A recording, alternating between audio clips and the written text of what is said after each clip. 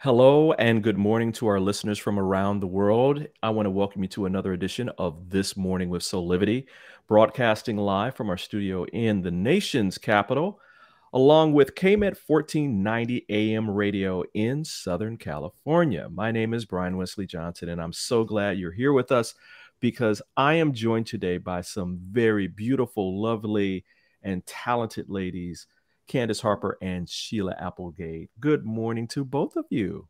Good morning. Who doesn't want to be beautiful, lovely, and talented? Especially on Valentine's Day. Especially on Valentine's Day. Happy Valentine's Day, ladies. Happy Valentine's Day. Yeah. Happy Valentine's Day, everybody. Listen, before we get started, there's some sad news that I just want to quickly report on from my home state of Michigan, right here in the United States. We want to send our hearts, our prayers, and support to the families of the victims of the latest mass shooting at Michigan State University on Monday night. The latest information that we have here at Soulivity is that 3 people were killed and several others were injured in an active shooter incident that was on that Michigan State University campus. The shooter apparently died of a self-inflicted wound. So we want to just make sure that we send our hearts, our prayers to the victims, to the families of the victims, and the entire Michigan State University students and staff, and even alumni, because the governor is actually an alumnus of Michigan State University that's there. So we just wanted to say that. Why don't we go ahead and get things kicked off? Listen, everybody, we want your questions, your comments, your thoughts. Let us know where you're coming from too, where you're at in the world. May it be a place here in the United States or someplace overseas. Just put it into the chat and we'll do you a shout out. We'll give you a shout out. So why don't we go ahead and get started, everybody? Yeah.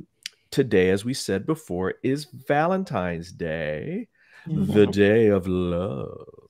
See, I have to put it that way, Right. I thought it would be cool if we kind of started our hot topic today, which of course is about Valentine's Day. Giving everybody a little bit of history. You know how I love history. I am my father's son.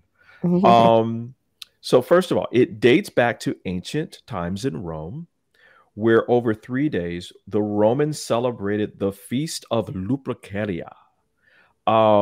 This is where men sacrificed a goat and a dog. Wow. Then they whipped women with the hides of animals they had just slain. Now that's a party, right? Then later on, the ancient Romans may have also been responsible for the name of the modern day of love. Emperor Claudius II executed 2 men, both named Valentine, on February 14th on different years in the 3rd century. Their martyrdom was honored by the Catholic Church with the celebration of Saint Valentine's Day. There was some more about this with Pope Julius I. He combined Saint Valentine's Day with Lupercalia to expel the pagan rituals that was done. And then years went on later, and the holiday grew sweeter. Shakespeare romanticized it in his work, of course. And then it became more of here in America, became more of a more capitalistic kind of holiday right after the Industrial Revolution. So just a little bit of history. Once Hallmark got a hold of it. Yeah, exactly. So, Sheila, I know that this was something that you really wanted to discuss. And um, what's this day? I mean, what's this day mean for you? It's interesting because I think it has changed over time. And the whole let's wipe out pagan rituals is not one of my favorite things. But there was this idea that, well, when I was thinking about this, I haven't been into Valentine's Day in the last several years, or really as a romantic holiday. I haven't felt like that was a big deal to me throughout my life and my partners. I remember back into maybe my 20s that maybe we used to do something, but my memory that is special for me, my mom made every holiday very special. She was a nursery school teacher, so you do up holidays. Right. But Valentine's Day was left to my dad. I had two sisters. I have no brothers, and so that was the day that my dad stepped in and always did something special for us. So I realized last night there's some grief involved because he died a couple of years ago.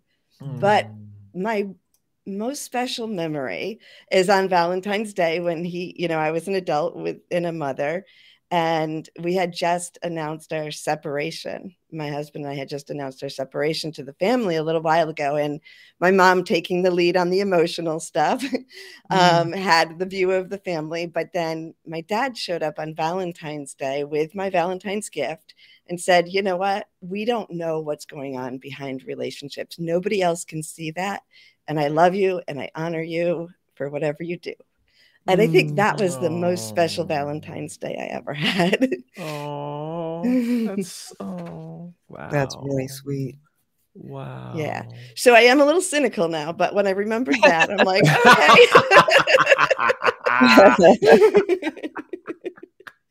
okay. Oh man. Wow. Okay. What about you, Candy? Well, I can understand the cynicism, although my journey with Valentine's Day has gone up and down, but has always been a favorite holiday, like I was telling you guys earlier. And it's funny, Sheila, because you and I have in common that my mom was a teacher as well, and also good at holidays. And the one thing she would always do on Valentine's Day is make sure that we got stuffed animals and hearts and candies and things like that. And so I started out with those great memories. And also, I'm a relationship coach. When I was in high school and middle school, I was obsessed with romance novels and love. And my mom would always make sure that I got I would get a new Harlequin book or something like that. So, there's no wonder that my whole adult life is now centered around relationships and love and connection. And it's always been for me, even on the Valentine's Day that when I was single or when I wasn't feeling so good about relationships, it's always been for me sort of like sacred. In sort of like a holy day in a way, that it just was always about love. Just even if I didn't have someone, I did celebrate on some level. And even if I had just gone through a breakup, I made sure that Valentine's Day was nice for myself or for others in some way, just because that's how my mom taught me to be around it. Nice. Wow. I want to give my grandmother, my father's mother, some props for this, because she was the holder of everything holiday. We got, every year, even if we didn't see her or see them, my grandparents, we would always get like Valentine's Day cards and other kind of cards. So, for me, it began with, oh, this is, my grandmother loving me, in our house. I mean, my dad would take my mom out, that kind of thing. They would go out and dress up and that kind of thing. But it really wasn't like a family thing until later, especially when I was in high school, because the high school that I went to, people were very industrious. So they would they would go out and get roses, and they would sell roses or flowers when you would walk into the school. And so it became like a thing. Like the guys would buy the flowers and give the flowers to their honey or the girl who they really liked. And then of course, if it went well, then that means that you were together at that point. Yeah. But yeah, I mean, I think I've had some really good memories of it. I mean, my dad was a consummate romantic. You know, showing, the flowers, the candy, all that kind of stuff. And just being a very creative person to show my mom in different ways that he loved her. Yeah. And I think for him it was like every day. Aww. Yeah. Yeah. I like to think of it as every day too. Right. Yeah. And this is just like the days like whipped cream on the top. Right? Absolutely. Wow, I'm loving this topic already, everyone. This is really cool. Real quick fun fact about this. You guys both were talking about Hallmark. Well, it was 1913 when Hallmark cards began mass producing Valentine's Day. Valentine's. Oh, wow.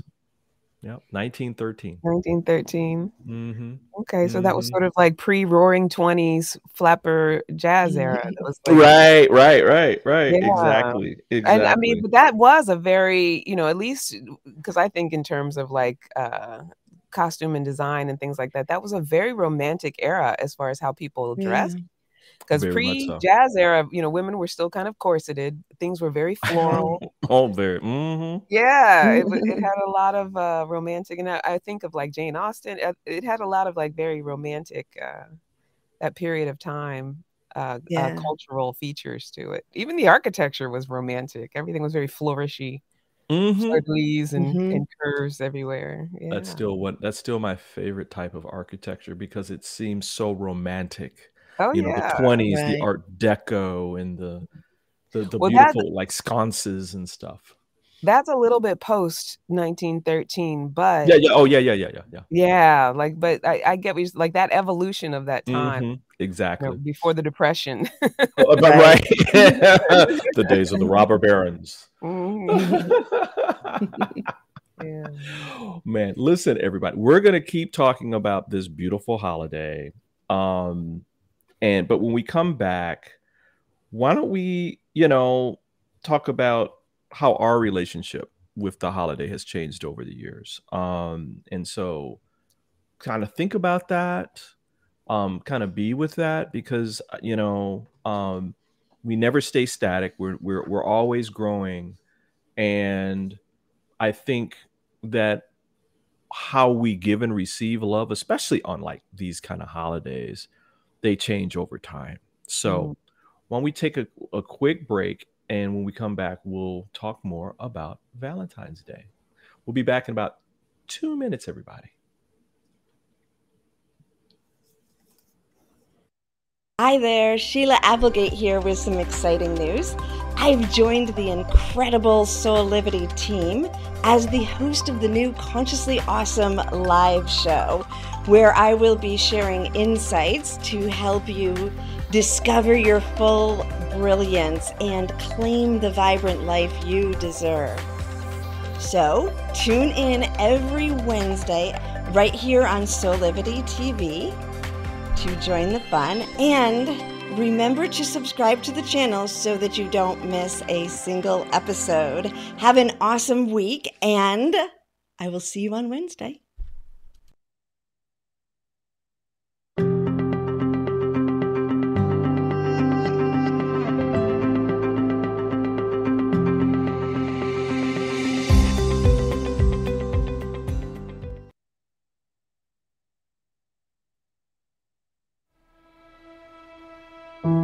Have you ever asked the question, if I was to be anything, what would I be? Regardless of money, regardless of status, beyond popularity and fame. Living your passion, feeling your life has purpose. Soulivity is a space to nurture that which lives in all of us. A place where work can become play, and doing what we love creates the dreams of a lifetime.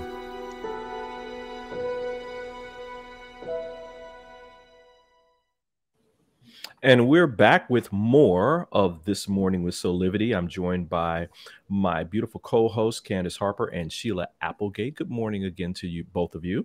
Good morning. Sheila, you had a special question about Valentine's Day, so I'm going to toss it to you. Yeah, we sort of talked about it a little bit in the first segment, but I want to know, even in general, how holidays changed in your perception for you over the years? Like, that's a good question. Yeah. I know for me, they've changed a lot. I'll start while you guys think about it. I said my mom was really into holidays, and I think it's excellent living up here in Syracuse, New York, where winter is long, to have all these winter holidays to brighten up and kind of break up the monotony. I think that was really helpful. And so they were always really special for me as a child in celebrating them. And then as a mom, in, even Valentine's Day, getting the little Valentines with the kids and making sure it was special for them. And then now with grown children, I feel like it's kind of different for me, especially because they've moved into really seeing the world differently, and the awareness that we have of where the holidays came from, and that they are very strategically planned to suppress old ceremonies of pagan cultures. So I really kind of, it's not that I don't celebrate them. I like an excuse to celebrate, but my thoughts on it have definitely changed over the years. And I was wondering about you. What about you, Candy? Well, that's interesting. I mean, I definitely resonate with how the different phases of your life affect how you deal with holidays in general. So we're talking holidays in general, not just Valentine's Day, right? Yeah, kind of. I mean, it could be either way. You want to go? Yeah. But I mean, I would definitely say, of course, as a kid and growing up, early phase of just all it really is about is the fun and the food, right? Right. and maybe not so much of a connection to what like the spirituality of things, when it comes to Christmas and things like that when I was younger. But one thing I noticed as I got older, like throughout my adulthood, it really depended on what I was prioritizing in my life in general. And I had a period of time where I was just so career focused. And, I moved to New York City and kind of had separated myself from my family and just was lone wolfing it for a long time. And even though I would engage in, holidays and things like that, always Valentine's Day on some level, but even though I would engage in the other holidays in some way, maybe hang out with friends or maybe get drunk or, I went through a period of my life where I just, really didn't take advantage of the opportunity to make it be connective and community driven. And that took some hardship in life. It took some disappointments in relationships. It took for some things to kind of fall down around me for me to start to value that, the holidays could be a period of connection and spirituality and creating love and being with the people that care about me most, and also like redemption of relationships.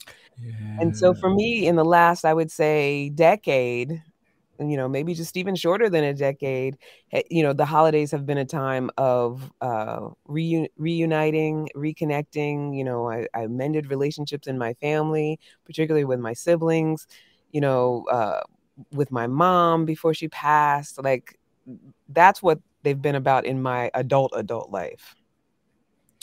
I love that I love that, Candy. I think the number one thing around holidays, especially holidays like this that have to do with like love and relationships and all that, is that it's been less about the gift.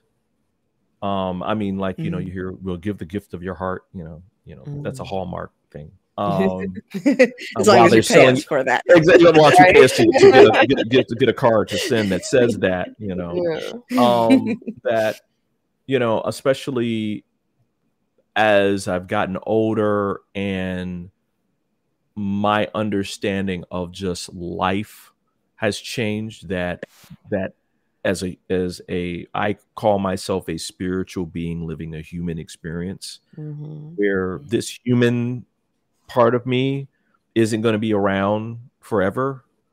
And so that means that it's more meaningful for me today that the connective tissue is there than receiving or even giving a gift. And if I do give a gift, it's representative of that connection, not just, oh, well, this is $1,000 watch or $1,000 necklace or whatever it is, that it's got to mean something. Yeah. It's got to mean something.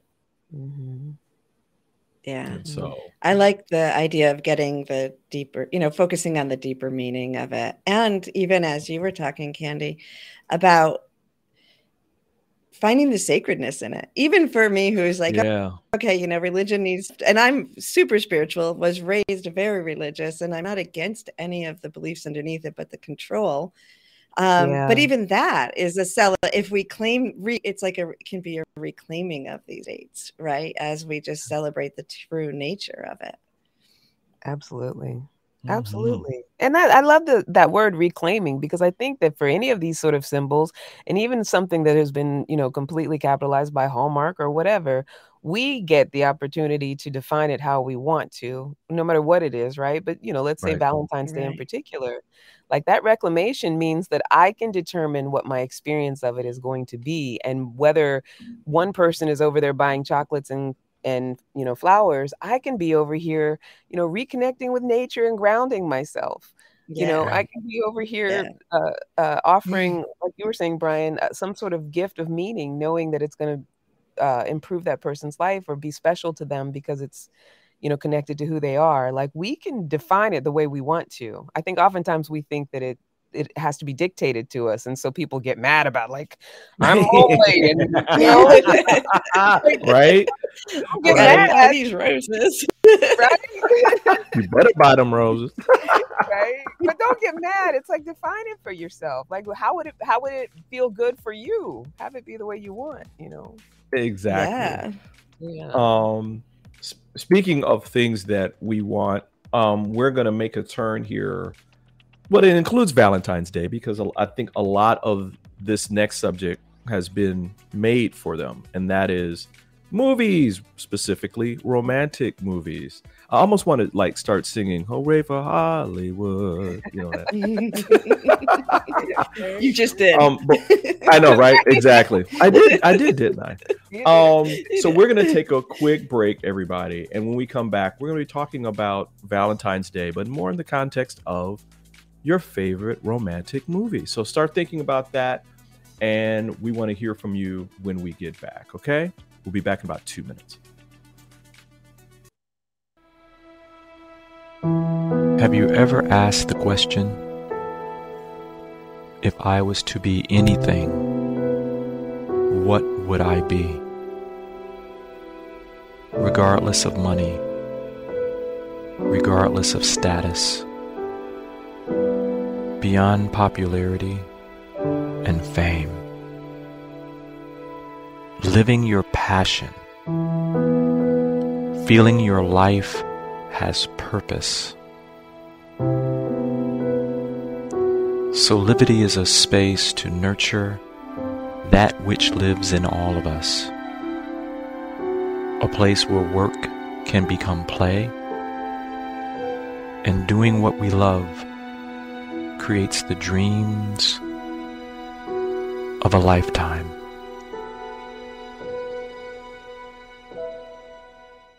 Are you ready to take that first step towards true, unwavering inner happiness? Are you like thousands of people who have everything they need, not want, but need, and still can't seem to find happiness and fulfillment in their lives? If so, the Steps to Happiness show is for you. On my show, you will learn about the principles and practices that lead to true inner happiness. Because guess what? It isn't found in our external environment, but within ourselves instead. Together with my guests, we will explore the latest physical, mental, emotional, and spiritual well-being practices. And together, we'll advise you on the actionable steps you can take towards a happier, more fulfilled, authentic life. So I invite you to join me each week on Soulivity TV on the Steps to Happiness show with me, Teresa Greco. And we're back with more of This Morning with Soulivity. We are talking about romantic movies now. And so, Candy, this is a topic that I know you wanted to talk about, and I'm so glad that you chose it because I love romantic movies. Do you? Oh my God. That doesn't surprise me about you, Brian. Oh my God. And now just us and a few million people know now. Right? Yeah, I love it. I love the whole sappy, utterly predictable, rom-com. Yeah, all of it. Well, they are pretty fantastic. I mean, last night I was thinking, there's the whole, speaking of Hallmark, there's that whole Hallmark holiday series. It's always about sort of a formulaic idea of young love.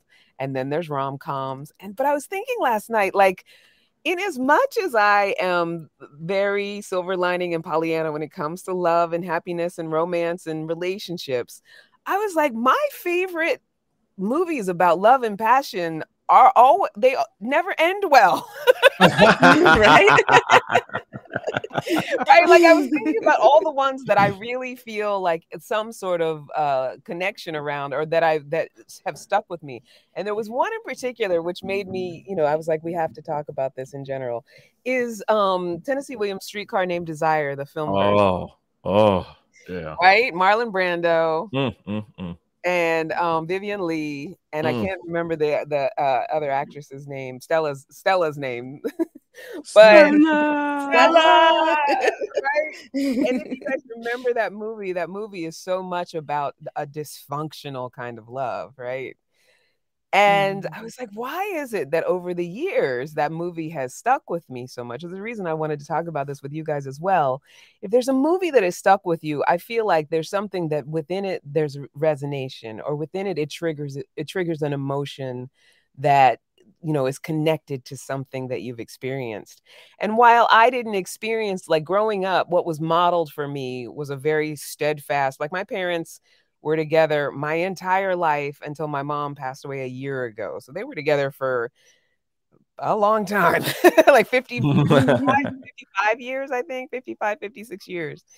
So, what was modeled for me was not necessarily that, but Streetcar Named Desire in particular, what it represented was a very animalistic, passionate love that could never be.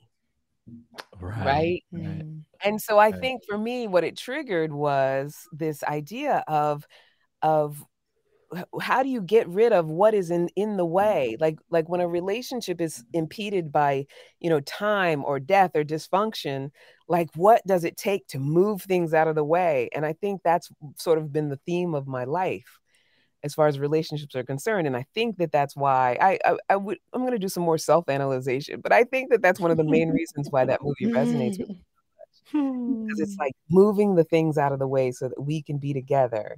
And I gravitate towards those kinds of movies. Well, what about you guys? What are some beautiful?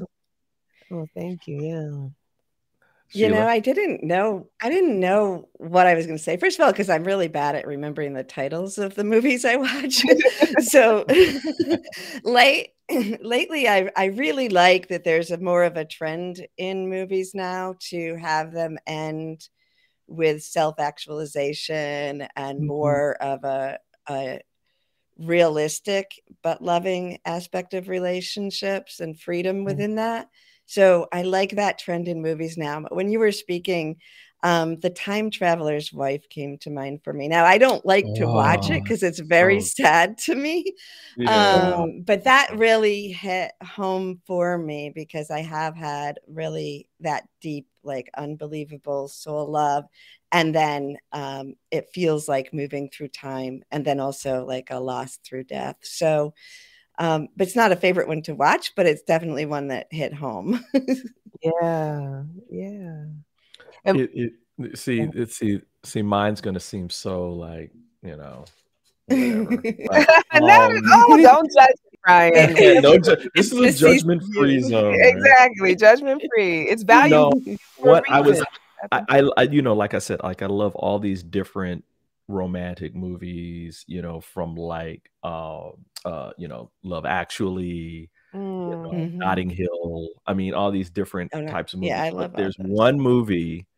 Well, it's actually two movies. One is the original. One is a remake that I can watch over and over and over and over and over again, and that's the Thomas Crown Affair.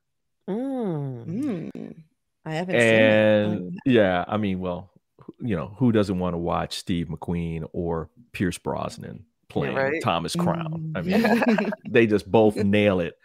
But there's something about, here's this guy who is a billionaire in business, but he's also a thief. And the person that's after the person that is his love interest is actually trying to put him in jail.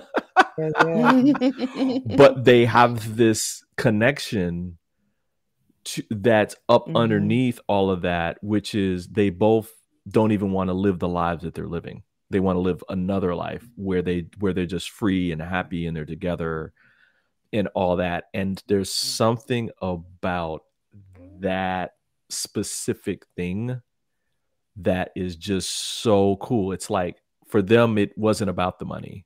I mean, yeah, they had the money, which is really great. But at the end of the day, especially in the second remake with Pierce Brosnan, they're at this island where basically they're living so bohemian.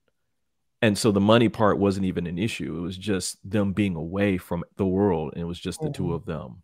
Yeah. And so I just love that story. And I think that for me, it kind of represents the fact that for me now, there's a deeper meaning in terms of love, and that, you know, yeah, I want to be successful and all this kind of thing. But at the same time, that's not even an issue when it comes to my relationship. That my relationship has a deeper meaning. Yeah. And so that's my favorite. I would say that's my favorite movie because I watch it a lot. Whenever I watch it.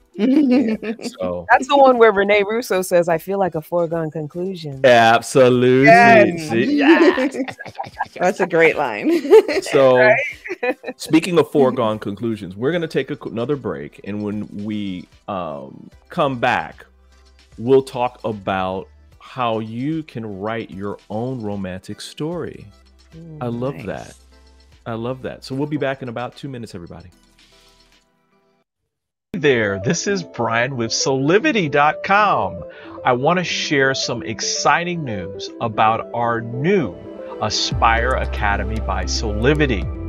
Now, you probably want to know what the Aspire Academy by Soulivity is. Well, it exclusively connects you with people around the globe and who share the intense desire to improve themselves and create a better life for themselves today. There's classes, there's workshops, there's live events, and even more exclusively just for you. You see, I wanted you to have a safe space where you could grow, you can learn, and it would empower you in all aspects of your life, including your mind, your body, and your soul. So how do you get started? Well, it is so easy. First of all, the best part, joining Aspire Academy is absolutely free. Just click on the Join Now button, sign up, and begin your journey. As a special part of this invitation to you, there are some free courses that are available for you to try from our amazing roster of coaches and collaborators. It's our way of saying thank you for all of your support and being with us along our journey of expansion. I hope you enjoyed the Aspire Academy by Soulivity today. Start the process. Learn more about your passion, your purpose, and how to live a higher quality life.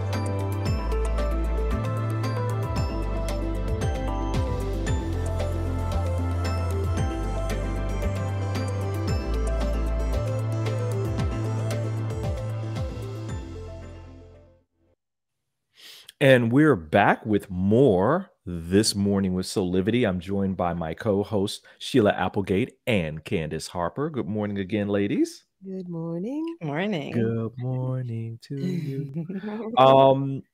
We're back and we are discussing romantic movies. And man, we should just do a whole show on this because I could just talk. But Candy, you had we picked this topic because there's a special empowering way we can use Valentine's Days in general, but romantic movies as a backdrop for our own life. Can you tell our audience a little bit about that? Yeah, I mean, I touched on it a little bit, as far as how my relationship with my favorite movie about love and passion. I think that, when we think of, movies and pop culture and entertainment culture, a lot of times, we're either in a space of putting it out there like a fantasy, or maybe just too unrealistic, like feeling like it has to be true, right? Mm-hmm, But I think a great way to alchemize our relationship with watching romance on television, our relationship with connecting to things on the screen, is to sort of check in with ourselves for why something triggers emotion. So like I was saying about Streetcar Named Desire triggering an emotion in me, and it triggered my need to make the impossible love possible. Right. So that's a whole journey that I could take, where I could be self-observant and be like, well, why do I want to make the impossible possible? And so it speaks back to being a child. And, even though my parents stayed together, they always were in some sort of either not speaking or contention or, some sort of like argument around things. Wow. Yeah. Yeah. And so they had longevity, but they didn't have that sort of loving, connective piece. And I think part of the reason that I was put on this earth was to be the child that sort of has them face that. And so in my adult life, what I created as a child, what I took into my adult life is, that search for the ability to really see each other and understand each other. And what I've learned over the years, and as I look back, why that movie resonates with me is because that wasn't there for the characters in that movie. Like everyone was so busy trying to get for themselves that really being able to see each other was, it was impeded by that. So, that's one of the things that I take with me in life. It's like, how can I apply that in my own life? And how can I help other people learn how to actually see and accept and understand another person? So, yeah, it's just about self-observation. Like, why is this resonating with me? And what's possible as far as my healing or evolution while I think about it, right? Well, Dr. Chanel she came in and said her favorite movie is Overboard. Oh, yeah. Goldie Hawn and Kurt Russell. I watched that a lot. That's a good one. That one has a lot of the elements of another favorite is Taming of the Shrew. And that one has a lot of, Overboard has a lot of those elements of, having a woman have a transition from being like hard and untamable to being submissive and loving. That's an interesting formula too. That's funny. So Candy, you were talking about this concept of how we can write our own romantic story. Yeah. Can you give our audience, give a little bit of background? I mean, we have a few minutes. We can hold this over to the next segment too, but some tips about like, why is this important? Why should we be writing our own romantic story? Because it's really important that we not feel like we have to meet up to someone else's ideal for us. Right. So whether it's your parents or, you know, a movie or something that you've seen that tells you that this is how it's supposed to be, we want to be able to check in with ourselves if what we think is supposed to be actually fits with who we are.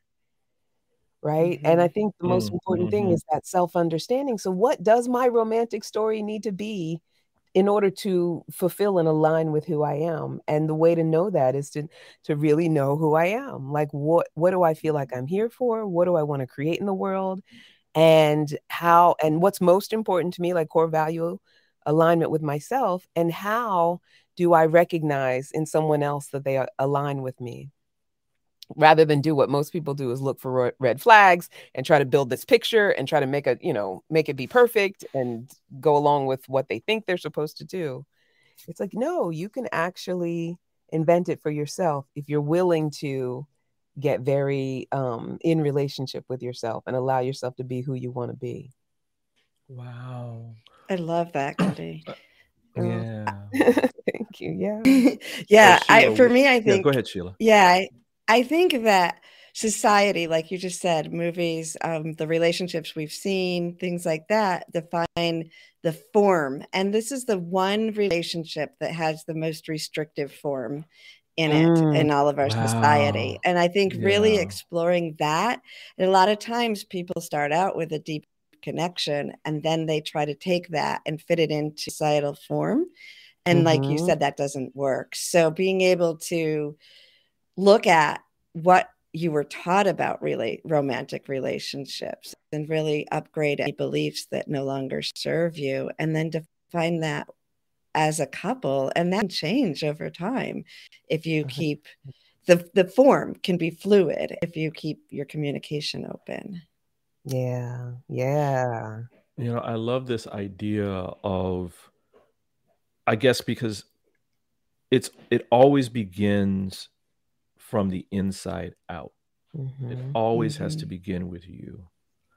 And if you're not aware of what your own romantic story is, because when I hear this, I really feel like, what is your worth? How do you hold yourself in that space of love? And so I love this ability that all of us have to write our own story, or at least begin to write what that is, and have this love affair with ourselves. Really falling head over heels deep into love, and letting that be the beginning of the possibility of and potential of a relationship with someone else. Right. We're gonna keep talking about this. We're gonna continue into the last minute where we're talking about how you can write your own love story, and again, having that relationship with yourself that is so beautiful and deep. So we're gonna take a quick pause, and when we come back, we'll have more of This Morning with Soulivity. Have you ever asked the question, if I was to be anything, what would I be?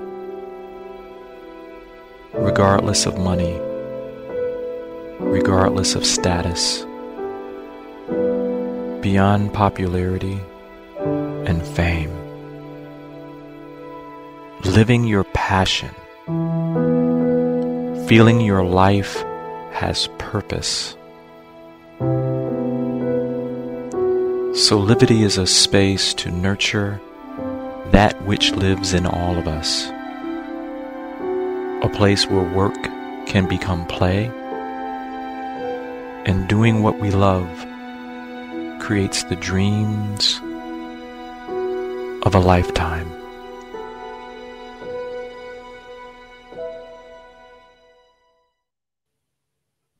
And we're back with This Morning with Soulivity, and we're talking about how you can write your own romantic story. And Candice, what's a couple of tips that you can give to people on how to do this? I can say this, because when we think in terms of like practicality and, what are the steps that I should now take? Like if I'm someone who's maybe sitting in a relationship that's not so great right now, or just single and, having one of those Valentine's days where I'm on my own. Exactly. Yeah. So if I want to begin to write my own romantic story, I can actually just literally do that, whether it's pen to paper, if you're a computer person, if you like to do vision boards, if you like to, find things that represent what's in your heart. Write things that represent what's in your heart. Say it, own it. And one of the things that, when I start working with new clients, I'll ask them, so what is it you want to create? Like, why did you even call me? What are you trying to create? Ask yourself that. And a lot of times people will be like, well, I know I don't want this and I don't want that. And I don't want, they have the whole list of all the things that they don't want to have happen. And I'm like, that's perfect. Because when you know what you don't want, that's your avenue right into what you do want. So now let's just focus on, what do you want? How do you envision it? Without any sort of influence from the past, if you could just wave the magic wand, start writing it now. Write it down. Be present to it. I love that. I love that. And that's a first step. Obviously, there's a whole bunch more. Absolutely. But yeah, that's the way to start. Even if you're sitting in a relationship that doesn't work right now. I love that. The beginning of self-awareness, right? Yep. Sheila, what about you?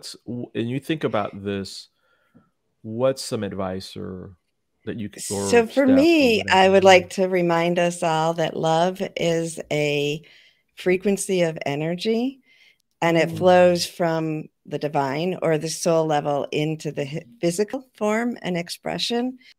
So when I work clients, we do guided meditations, and I teach people how to communicate on a soul level in meditation. And that energy, when we spend time, it's like writing the story, but it's actually like creating a movie in your mind. So if you're waiting for someone or hoping someone to come into your life, you can get to know them at that soul level in meditation. And then when they show up, there's an alignment.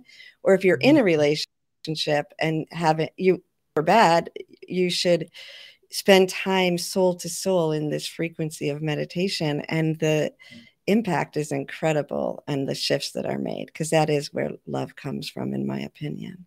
I love that. Hello, soul to soul. Yeah. I like that. Wow, I loved, again, another fantastic show today, y'all. I mean,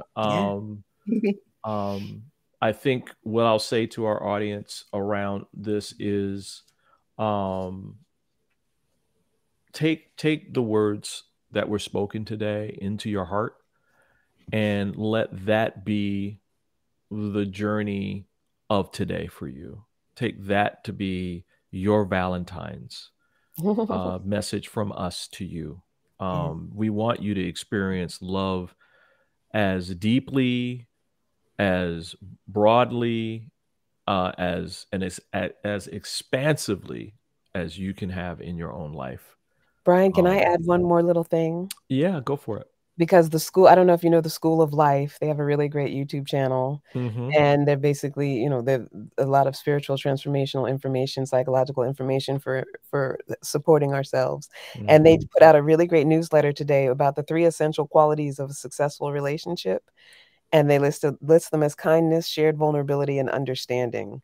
And I think that speaks to what Sheila was saying about love being an energy. And, you know, being able to just embody and generate those energies is part of love as well, right? We get so caught up in, you know, people having certain aspects, you know, making enough money, being tall enough, all of that stuff. But kindness, shared vulnerability, understanding qualities of a successful relationship, I think is, you know, That's a beautiful. beautiful. Right? Wow. Yeah. And that's how I would like to end the show. With Right. that kind of power.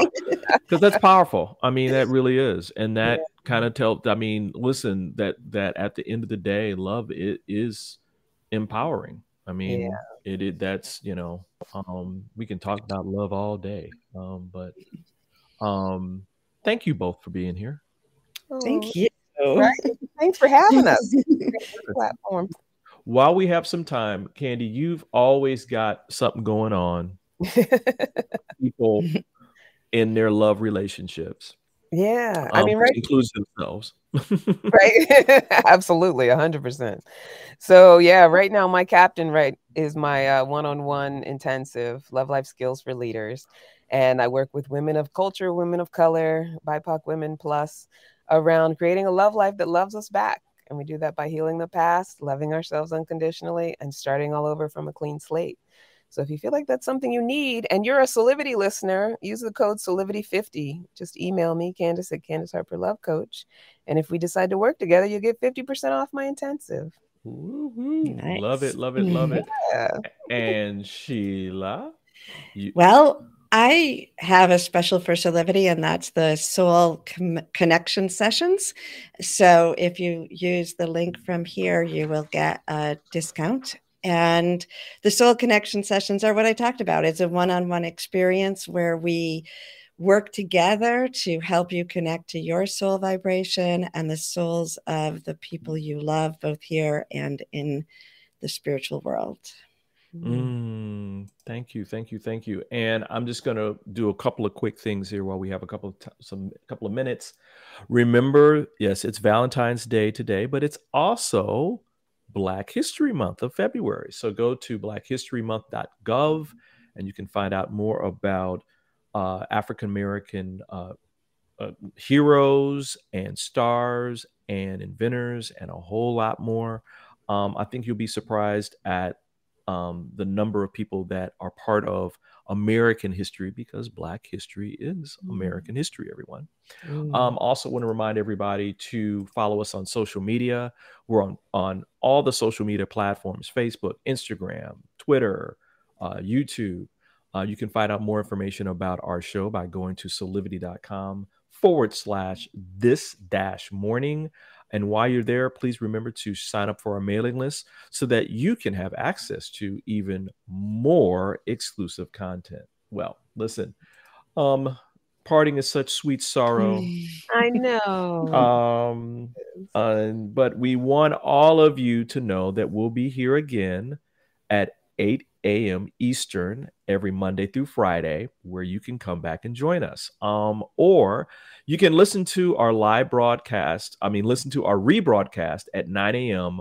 on in Pacific time at KMET 1490 for all of you out on the West Coast on Thursday and Friday. Until next time, on behalf of all of us, thank you for joining us, and keep on having real conversations that empower you with passion and purpose so that you can create a life full of high quality living today. We'll see you next time. Bye. Bye. Have a great day.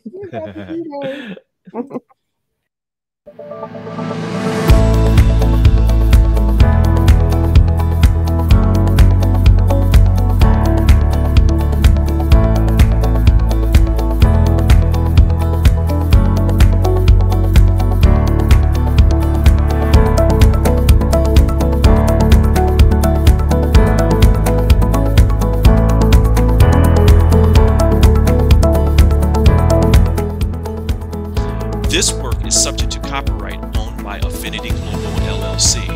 Any reproduction or republication of all or part of this is expressly prohibited unless Affinity Global LLC has explicitly granted its prior written consent. All other rights reserved.